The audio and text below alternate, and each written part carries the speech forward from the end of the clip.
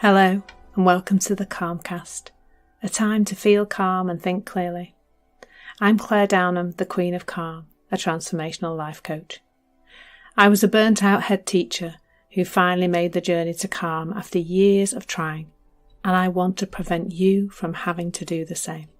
The Calmcast is a series of short explorations, gently guiding you back to your natural state, which is calm and clarity. Just listen like you would listen to music, with an open mind and curiosity. There's nothing else to do. Now let's relax into today's episode.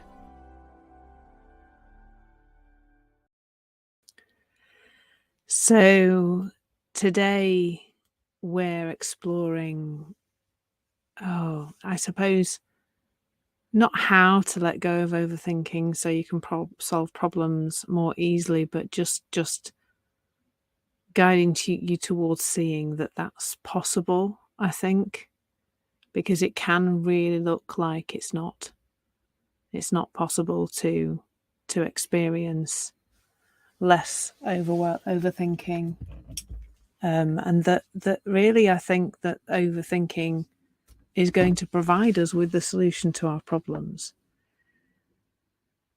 That experience of going round and round and round in our heads in the hope that somehow that is going to give us the answer to things is, well, it's a lie. It's not true that is going to help us to have a nicer experience of solving problems, because problems are a thing, aren't they? Well, I mean, are they? Things happen and they need resolution sometimes, or they seem to need resolutions, and we're not best placed to do that, to solve those things, when we are in a state of overthinking. So let's just start by reminding you, I guess, where I'm pointing to in these broadcasts. So I'm very rarely talk explicitly about the three principles, but if you want me to, please do let me know and I will talk more explicitly about them. But that's what I teach. I teach you this really simple understanding of how the mind works, which is known as the three principles, but actually in the way that I speak about it, I hopefully make it really understandable. There are just some things that are true about human functioning. There are some ways that human beings think. There are feelings that result from that. That is what causes us to behave in ways that we might not appreciate in ourselves, and certainly some ways that we probably don't appreciate in other people. That's super common for me. Is to not be so keen on other people's behavior. I think I liken the three principles to an ice cream factory where there are some key ingredients and a process, really a process. There's a process by which our human experience, our feelings, our way of perceiving the world is created. And that is the same for everyone. And that's what we're pointing to in the three principles. We're pointing to this really simple truth. This is how people work. Really simply, people work in exactly the same way, no matter who they are. Now, the thing about the ice cream factory is that although they may make the ice cream in exactly the same way, go through the same process of, stirring and freezing and whatever else they do, depending on the type of ice cream they're making, but the flavour, or maybe the colour of the ice cream, the things that are in it, the chocolate chips or the raisins or whatever, they're all added. And they've therefore create a different experience of ice cream, don't they? Because some of us like rum and raisin. I used to love rum and raisin. That's the right 80s flavour of ice cream, isn't it? Maybe you like mint choc chip. Anyway, different things have gone in to make that ice cream. Different colour, different flavour, have different bits in it. And as human beings, that really is a great metaphor for how we are. We're all creating our experience via thought in the moment, But we're all creating a different experience because we all think differently. So that's our flavour. We all have a different flavour of thought, and we all therefore experience life differently. And that's what we're pointing to in these broadcasts. And today we're exploring overthinking and its connection to problem solving from this perspective.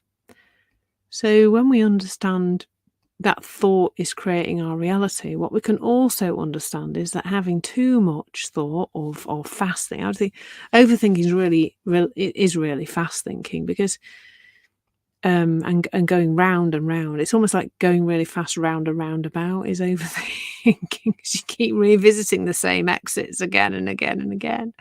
Or maybe it's like being on the M25 driving really fast, because I don't think it's actually possible to drive that fast round a roundabout. But the M25 is like a big roundabout round London. So if you don't know what the M25 is, it's a big motorway. It basically goes all the way around London. And obviously, if you want to get into central London or into the outskirts of London, either way, you'll have to come off at various exits. If you were driving like 100 miles an hour or maybe faster round and round the M25, I doubt you can drive that fast because it's such a busy road. You would see the same exits over and over and over again. And you've probably noticed that when you've got something that you think needs solving, a problem, let's call it a problem, that your thinking is very fast.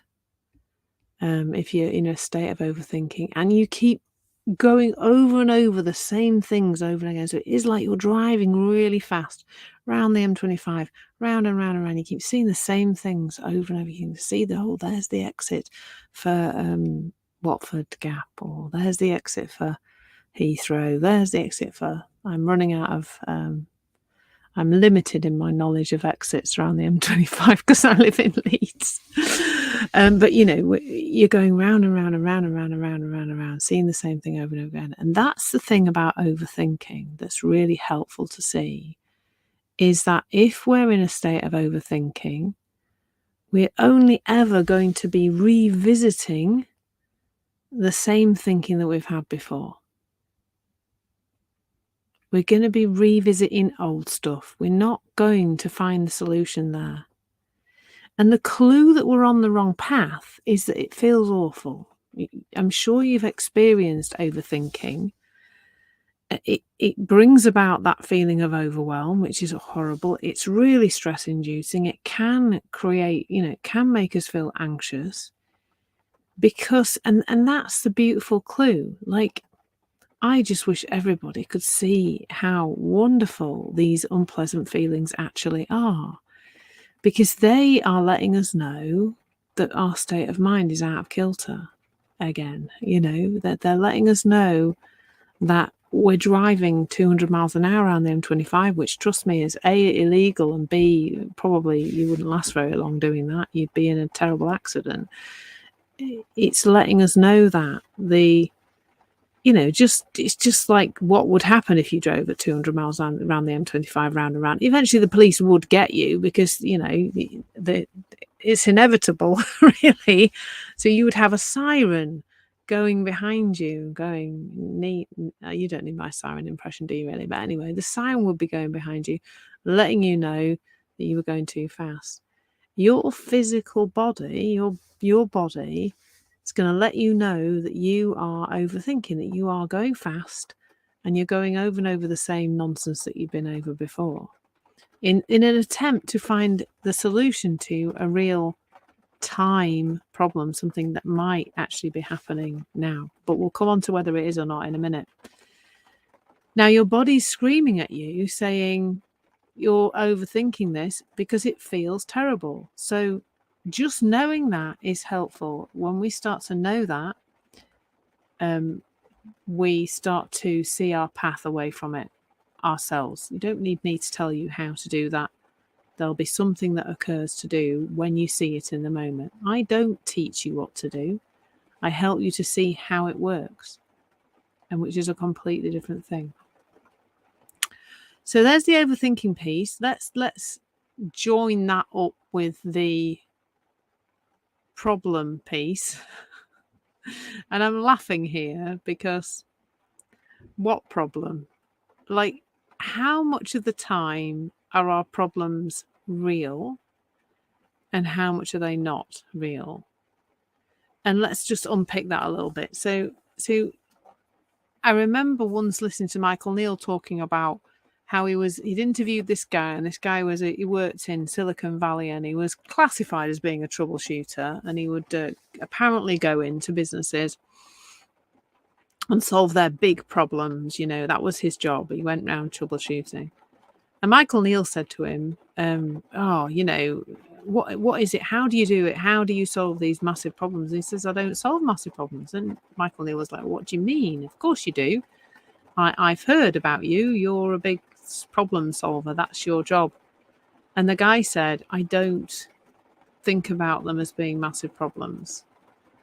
And fundamentally, that was probably why he could solve them, why he could get to the solution faster than the people that were in it, overthinking, going over it, and churning it up like they're whizzing around the M25 far too fast. He could do that. He could see it, because he didn't make up a story that these problems were massive. He came in from the outside with a different perspective and kept his cool, probably kept relaxed and calm, because we all work better when we're relaxed and calm. And therefore he could see the solution. He could see just, problem, solution, or just the next thing that needs to happen. And so here's where we do this to ourselves a lot. We make things to be much bigger than they are. Mostly, I would say, by making up some kind of almost doom and gloom scenario about what's going to happen if we don't get the right solution, we don't do it right, we don't fix it properly. We are going to be in some kind of devastating situation because of that. And that, I think, is really, really common for people.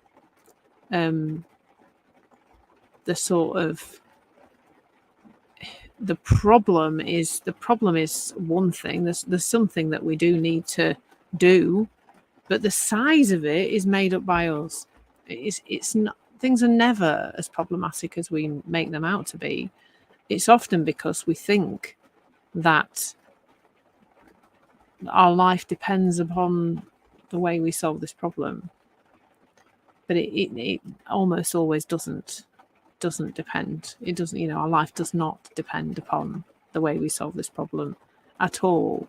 It may well seem like that regularly, but it isn't actually the case. So a problem, what we've got there is a problem, and then, or something that just needs a next step, really. That's all it really needs. Then we've got all our complicated overthinking about that increases the size of the problem. And then we've got using the same thinking that created the problem in the first place to try and solve it. So you can see how you've got this huge mess. Now, all that you need to know about that is that if you're not relaxed, you're not in a fit state to take the next step. If you're not in the present, you're not in a fit state to take the next step. And your observation of that, your awareness of that, comes from seeing how you're feeling. It's really is quite simple, actually, a lot simpler than it might seem. So I'm going to leave that with you now. I am exploring problem solving and decision making over this month. So if you found that helpful, do tune in again and listen again. And if you're finding yourself stuck around problem solving more often than you'd like, then perhaps the Queen of Calm is the person for you. Do look me up on my profile, connect with me, and follow me, and you'll hear more of these broadcasts. Take care. Thank you so much for being here. Thank you so much for listening. There's nothing to do now but bring some awareness to how this is working out in your life. Listen regularly to experience longer and longer periods of calm. This has been the Calmcast with Clare Downham, Queen of Calm. Take care and keep listening.